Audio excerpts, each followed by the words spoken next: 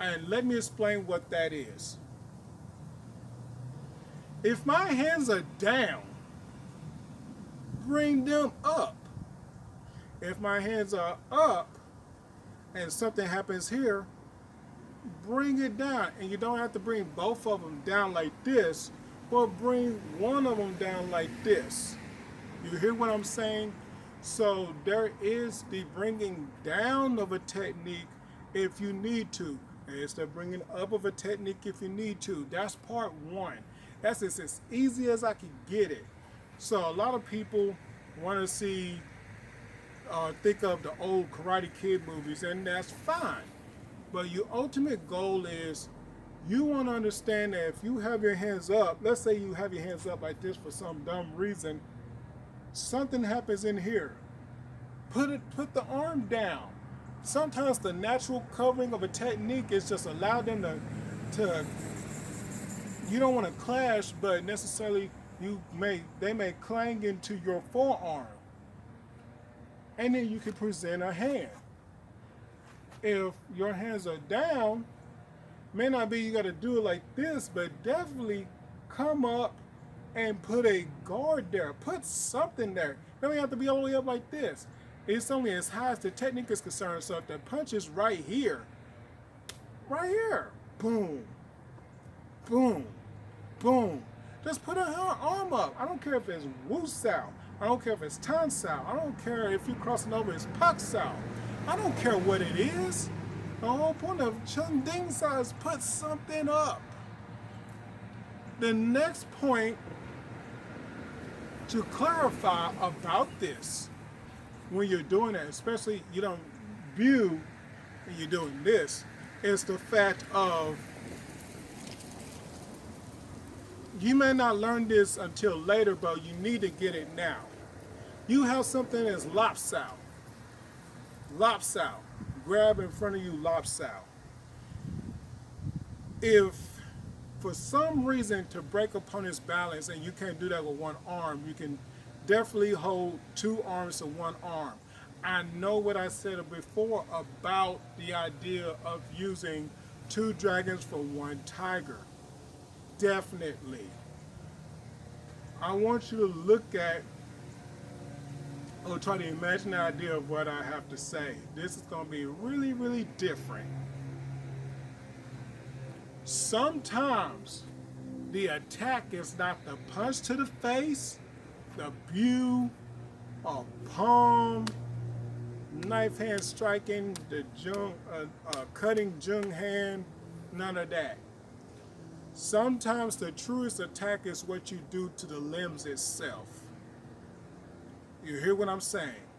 So, outside of arms, if I was to Tan Sao and lock, this is one of them times where if you do not subscribe to the sub G style going just like this, and you only do the sub G style like this and try to pull in, sometimes you're not going to be able to pull them in. Being honest, a lot of you who are watching now will not be able to pull my size at what, 265, 6'3", and 6'3", 6'3". You're not going to do it. You ain't going to have no strength for that. I don't care if you punch me enough times and you got me weak enough. You may not be able to do it. So if that's the case with me, and you fear people that are actually as strong as me or stronger as me, you definitely ain't gonna pull that. You're definitely not gonna pull that idea. It's not gonna happen. So what are we going to do? What do we need to do? It is okay that if I do a toss out, for example, and lock or whatever, I can't pull. Maybe I need to kick. That's okay. Then I can get them offset or balance. Maybe I need to hold both hands use both hands on one arm, because I'm going to pull them from this side, I'm going to pull them to that side, or I'm going to pull them down. Break their energy. If I pull them down, use your knees. right? Hold on, let me go back here a little bit. So use your knees. Whew. Bring their energy down so their head is there. Punch straight. Or I am taking their arms, taking it to an angle. Punch, punch, return the punch. You'll see that in Butte G later. That's what you're coming to know and understanding.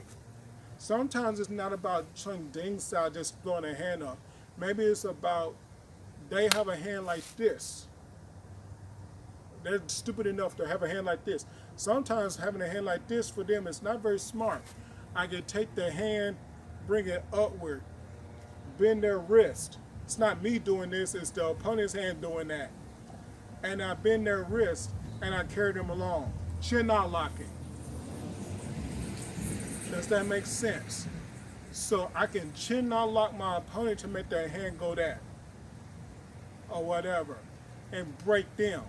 Make them feel like they're give them an issue. Okay? So have that in your mindset. Have that inside the vernacular of Wing Chun. So when you're doing this, there's more there than what you're seeing, right? I can actually grab a hand, lift it up, expose all of this, and decide to strike them in the armpit, strike them in the wrist with a kick, break their leg, whatever I got to do. If I'm grabbing and I double grab one arm, I can pull right here, punch, knee, drive through, elbow downward. Does that make sense?